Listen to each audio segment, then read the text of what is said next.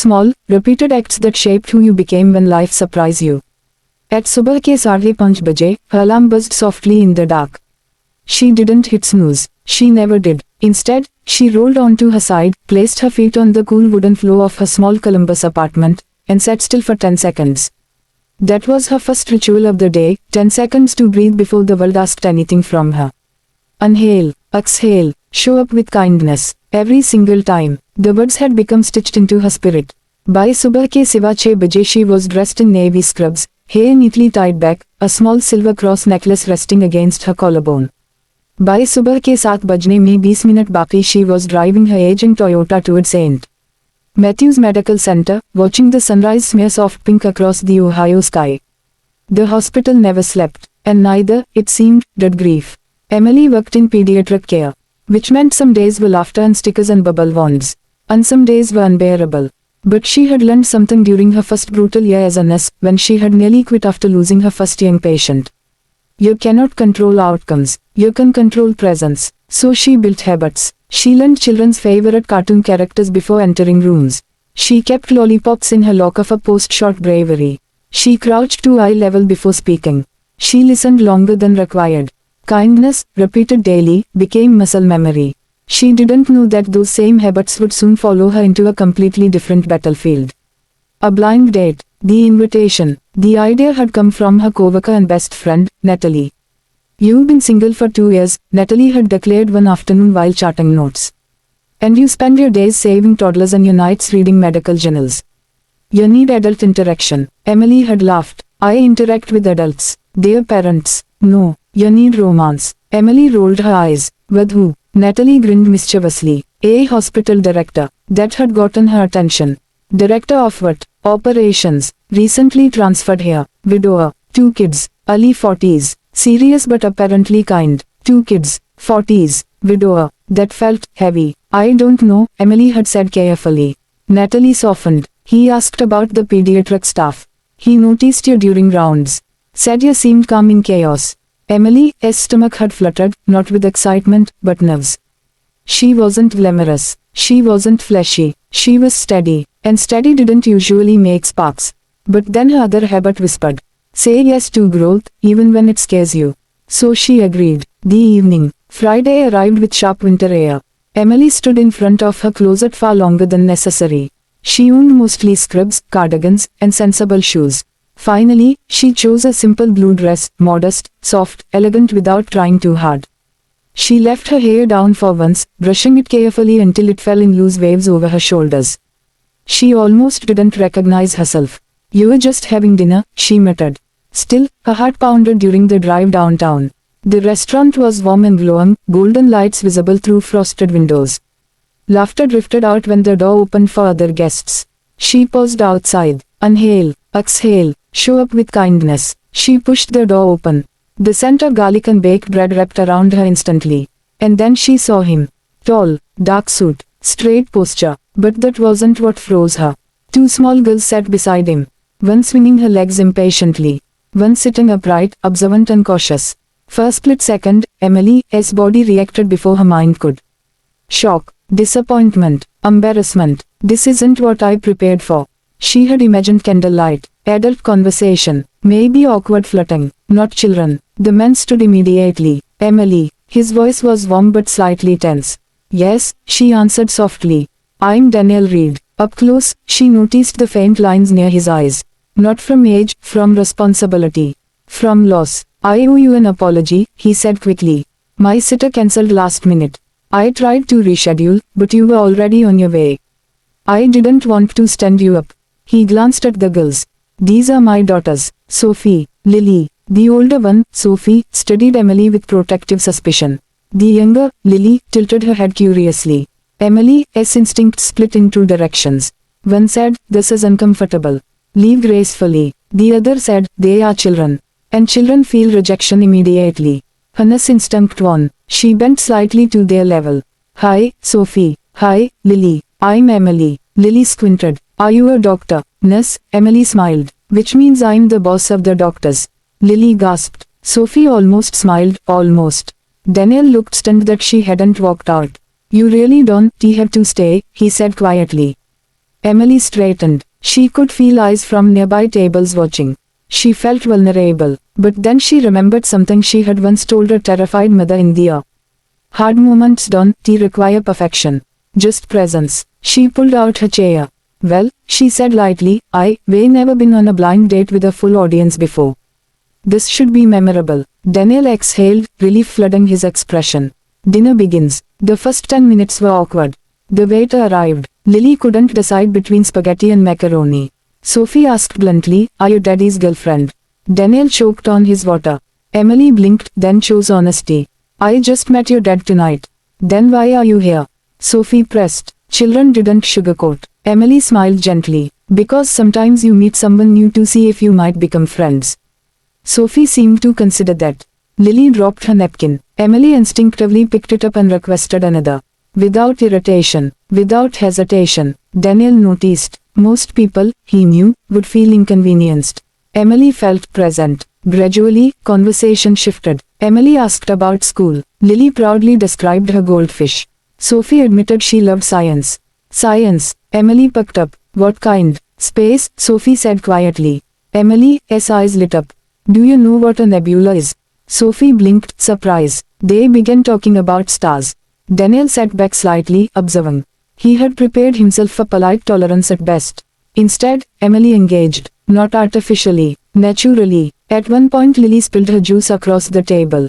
There was a sharp intake of breath from Daniel. "Lily, it's okay," Emily said calmly, grabbing napkins. She looked Lily in the eyes.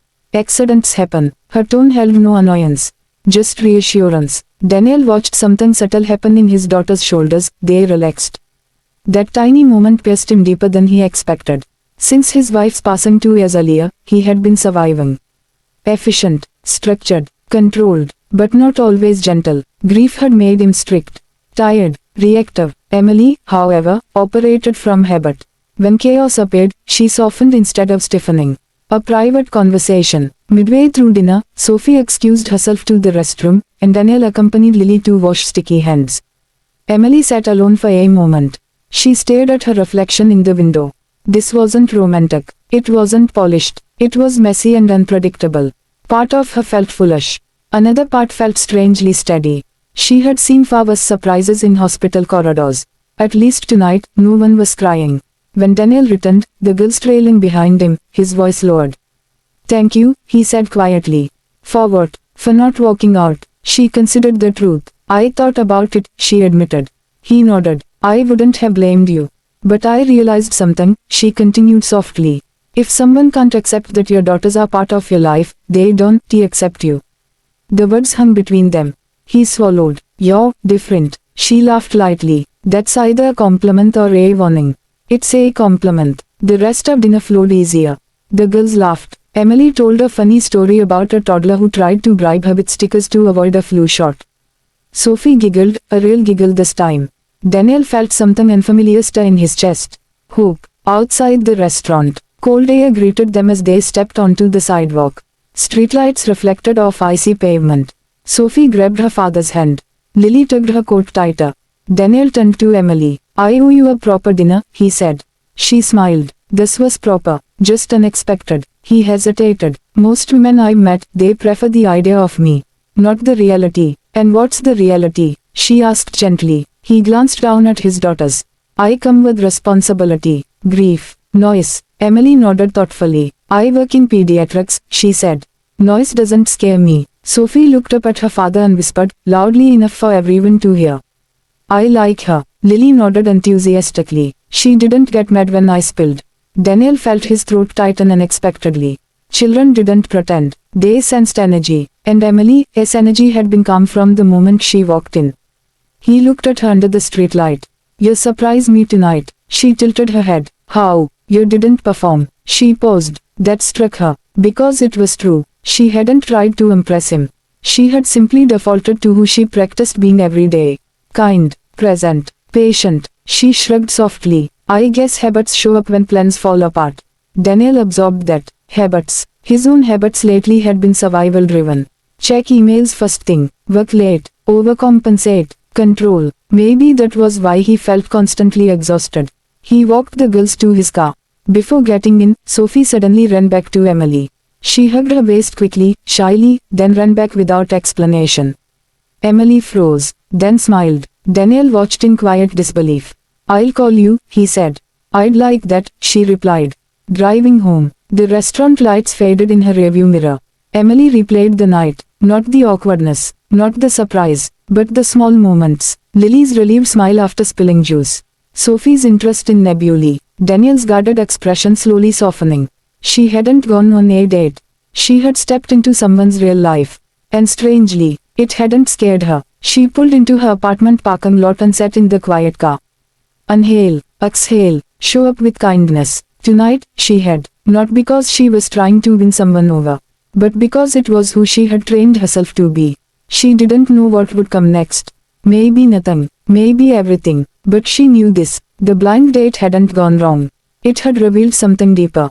Character isn't built during big moments. It's revealed in unexpected ones.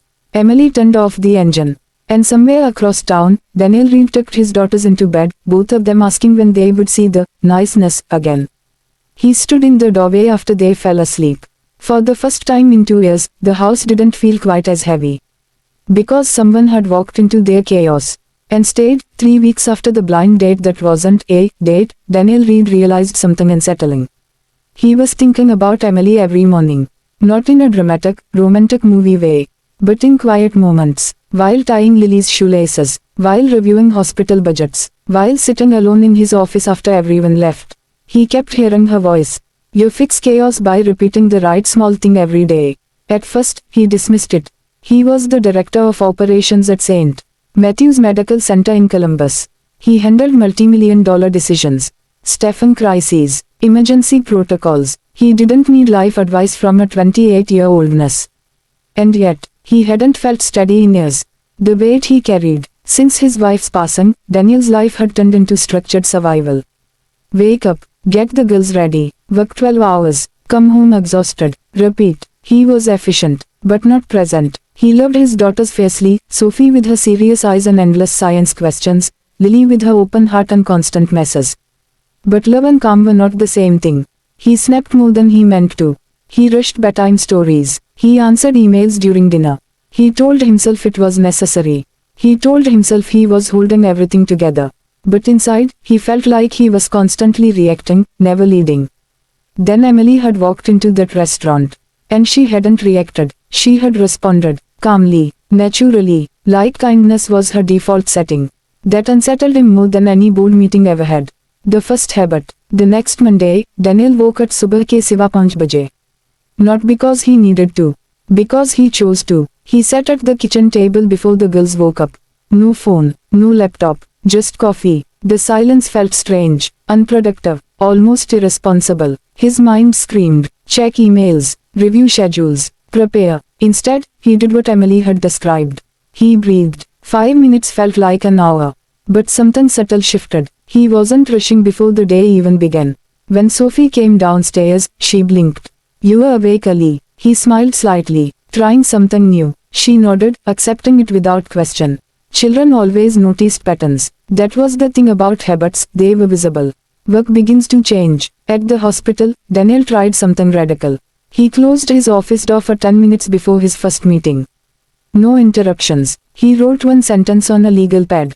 Led calmly, not urgently. He had spent 2 years operating in agency. But agency had bled into everything. That morning, when a department had entered with staffing concerns, Daniel listened fully instead of cutting them off. When a nurse made a minor error in scheduling, he corrected gently instead of sharply. It wasn't dramatic. No one applauded. But the tone shifted. By the end of the week, one senior nurse paused outside his office. Sir, she said carefully, you seem different lately. He raised an eyebrow. Different how? More approachable. That word stayed with him. Approachable. When had he stopped being that? Emily notices. Saturday afternoon, Daniel invited Emily to join them at the park. She arrived wearing jeans and a soft sweater, hair tied back, bringing a small bag. For the girls, she said. Inside were glow-in-the-dark star stickers.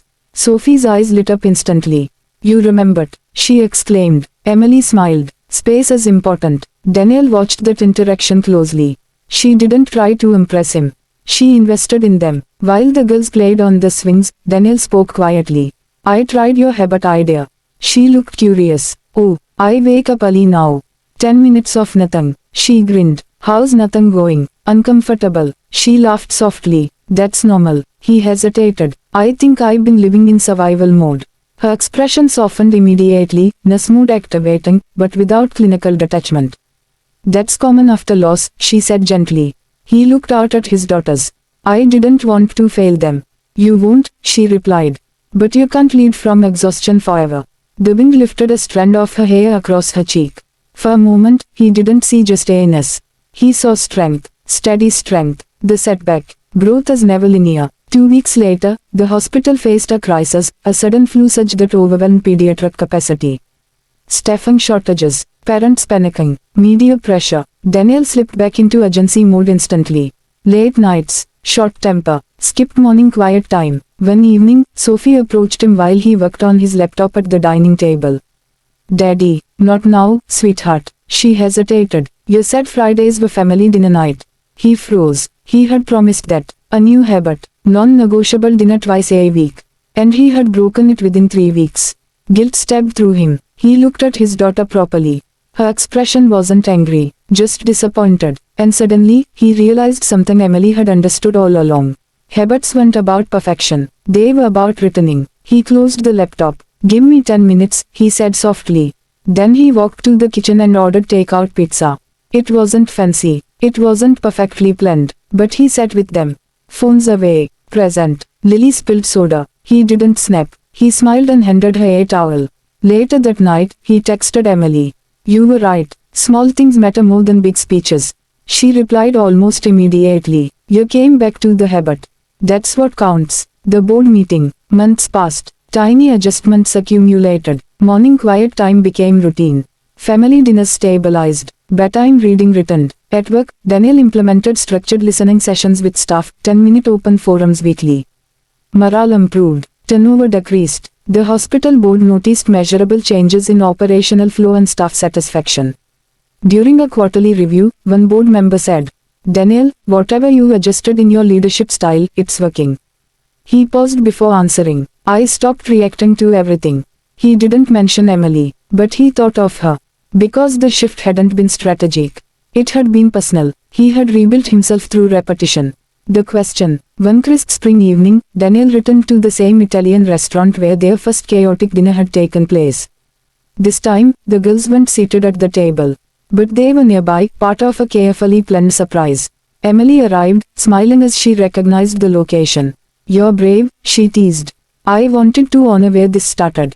Dinner felt different now, easier, grounded. Midway through dessert, Daniel grew serious. You changed my house, he said quietly. She blinked. I didn't do anything. You showed up, and you stayed. He leaned forward slightly. I thought strength meant control. But you showed me it means consistency.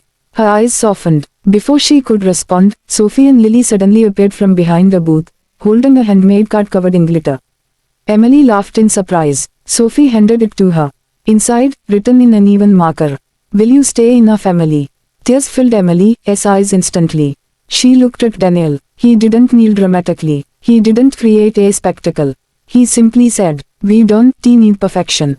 We just need someone willing to build with us. Her voice trembled. I'm not perfect. Neither are we, he replied. She looked at the girls. At the man who had chosen to rebuild himself instead of remain hardened. At the quiet, steady future forming in front of her. Yes, she whispered. Lily cheered. Sophie hugged her tightly, and Daniel felt something he hadn't allowed himself to feel since his wife passed.